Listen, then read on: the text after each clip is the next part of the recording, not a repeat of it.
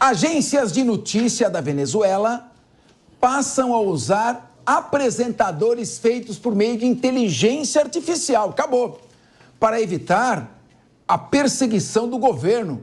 Um dos âncoras que se chama El Pana, uma gíria venezuelana para amigo. Então agora estão usando até porque o apresentador de inteligência artificial não pode ser preso, né?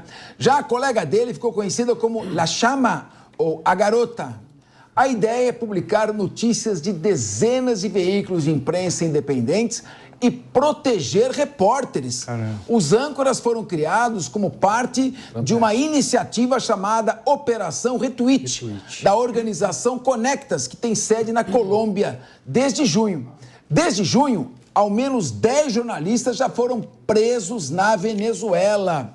Que loucura que está a Venezuela. Eu queria, então, ouvir aqui o José Antônio Remédio. O que você acha quando se chega nesse extremo de ter que ocultar a identidade do jornalista para que ele não seja preso? Acabou a liberdade de imprensa. E aí é a última peça no dominó marxista, o controle de uma única mídia, de uma única voz. Isso aconteceu no marxismo fascista, marxismo nazista e no marxismo stalinista. Como você vê o caminho da Venezuela? Olha, Capês, isso é um reflexo do autoritarismo, né? Ou seja, a pressão punitiva em face dos órgãos de imprensa, e aqui no Brasil, que bom, né, que nós temos uma Carta Magna respeitada, que traz expressamente o direito da imprensa, o direito à liberdade de expressão, o direito à informação como garantias constitucionais. Que bom que nós temos, porque lá nós vemos a repressão que é feita aos órgãos de imprensa, ou seja, ou você é imprensa oficial, ou você se depara com uma repressão que é extremamente rígida, como você bem colocou. E aí nós vemos, dentre várias utilidades da IA, mais uma, né? O que eu sempre digo, as pessoas falam que o deepfake foi feito para o mal. Não, deepfake é você utilizar-se dos recursos da IA para criar estados. Você pode simular falas, você pode simular pessoas, você pode utilizar a inteligência artificial hoje para gerar avatares e, nesse sentido, passar a sua mensagem. E hoje, com a explosão da inteligência artificial generativa, você pode até dar comandos, o que nós chamamos de prompt, e isso faz com que você gere ali um avatar que pode, por exemplo, dar uma notícia. Que bom que isso ainda permite, que isso ainda é permitido. Me preocupa futuramente alguma regulação que possa tentar punir esses criadores. Nós tivemos a AI Act, que é a legislação de inteligência artificial que foi editada agora na Europa. No Brasil tramita o projeto 2238, que vai trazer princípios para o uso ético, regular e legal da IA. Na Venezuela nós não temos nada a respeito. Eu vejo como uma iniciativa bem interessante, porque as pessoas estão preservando o seu direito fundamental de informar, utilizando-se da inteligência artificial. Renato Dorgan, nesse momento são 14 horas e já 56 minutos. Repita. Obrigado. 14h56. Renato Dorgan, você ia fazer um comentário, quero te ouvir. E além do comentário que você já ia fazer, que se você pudesse abordar, o que fazer para punir um país que caminha a passos acelerados aqui na América Latina, na América do Sul principalmente, para ser a única ditadura consolidada da América do Sul. E você está vendo violações de direitos humanos sistemáticos, com prisões. Não estou ainda comparando, porque não chegou a se comparar com a guerra nos Balcãs. Mas já houve uma intervenção militar autorizada pela ONU na Sérvia, quando estava, claro, ali estava havendo limpeza étnica, mas aqui nós estamos assistindo, em pleno século XXI, a práticas das piores ditaduras. O mundo tem como se organizar para repelir isso ou, na verdade, infelizmente, as pessoas que estão ali confinadas naquele território são obrigadas a suportar este sofrimento imposto pelo ditador fascista Nicolás Maduro? Queria ouvir o seu comentário e depois isso. Eu acho que assim, antes de mais nada, eu queria até corroborar um negócio com o Guilherme aqui. A China fez isso em alguns países da África, tá? A Angola, por exemplo, hoje, ela recebeu um investimento absurdo da China, claro, em troco é o controle do petróleo, da extração e do refino. Mas a Angola está melhorando os níveis econômicos ali absurdamente, mas tem uma injeção chinesa ali. Sim. Eu acho que o Maduro, se não tivesse a questão da China e da Rússia, ele já teria caído há muito tempo, teria tido essa pressão. Eu acho que nos países de petróleo, Fernando, é mais difícil, sabe? A ONU é o grande palco para se discutir isso. Você tem uma série de problemas, claro, porque a China e a Rússia fazem parte do G7 e fazem parte do Conselho de Segurança ali com uma força muito grande e passa pela questão do petróleo. Quando tem petróleo, a discussão é muito difícil. Síria, Irã, Arábia Saudita, esses países, a discussão não é simplesmente vamos se juntar, intervir ali para o Enterprise ali na costa da Venezuela e intervém e toma a Venezuela. Não tem como, porque você tem a questão do barril de petróleo, você tem interesses ali do mundo inteiro, difusos, o mundo ali. Isso tem que ser discutido na ONU, sem dúvida nenhuma. Cada vez mais, o que acontece na Venezuela é um absurdo, é uma violação dos direitos humanos, o empobrecimento é visível da sociedade. Isso é um caso ali muito sério, parecido com números já da África, de problema de fome, de contaminação, está voltando varíola, está voltando uma série de coisas. O problema é que a ONU é um local enfadonho para conversas cansativas e produtivas. Não tem como, né? Então não vai resolver. Mas a intervenção americana seria uma tragédia na Venezuela, porque a questão do petróleo, ela perpassa essa questão da China e da Rússia. Os Estados Unidos não é mais os Estados Unidos dos anos 90 ali, vamos lá entrar na Bósnia.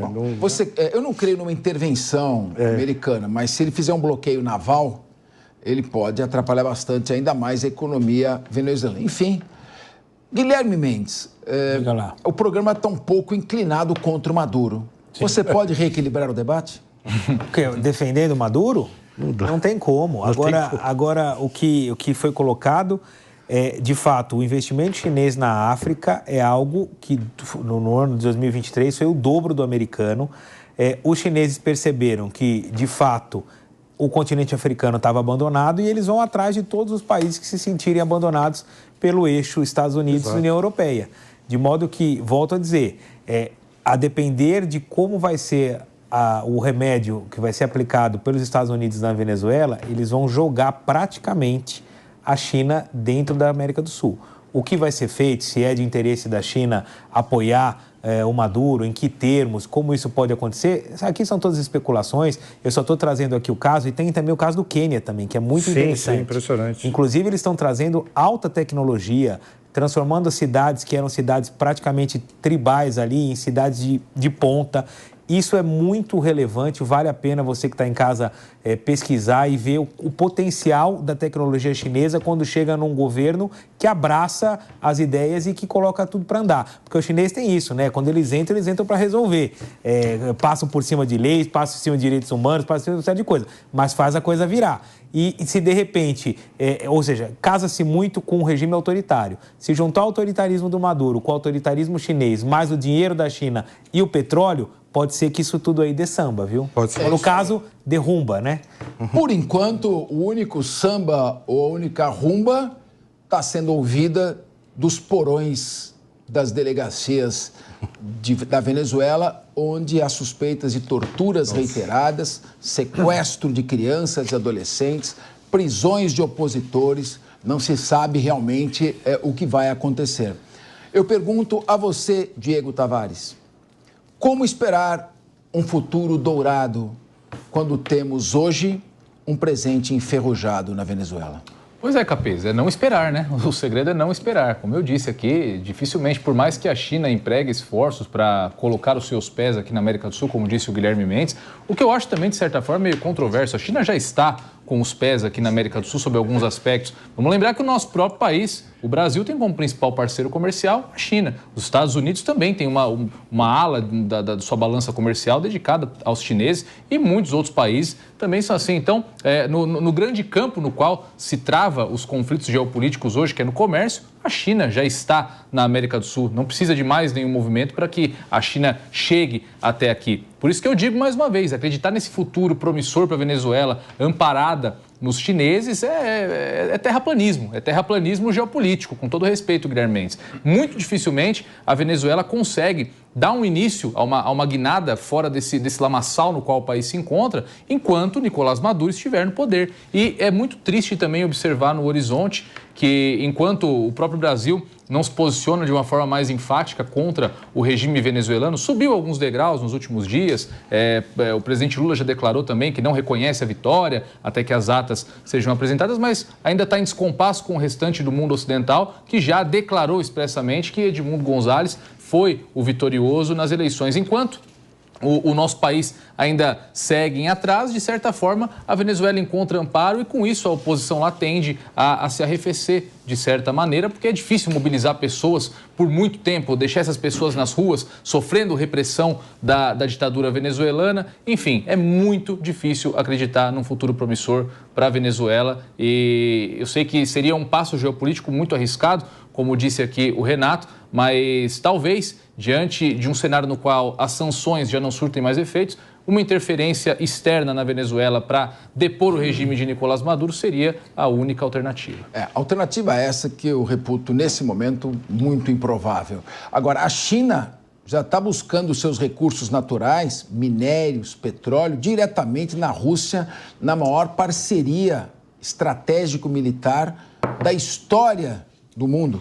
Nunca duas nações desse porte, a maior extensão territorial e a terceira maior extensão territorial do mundo, unidas. Então, todos os minérios, ali tem o Cazaquistão também. Hoje, a Arábia Saudita já aceita vender petróleo, não sendo dólar, aceitando a moeda chinesa também.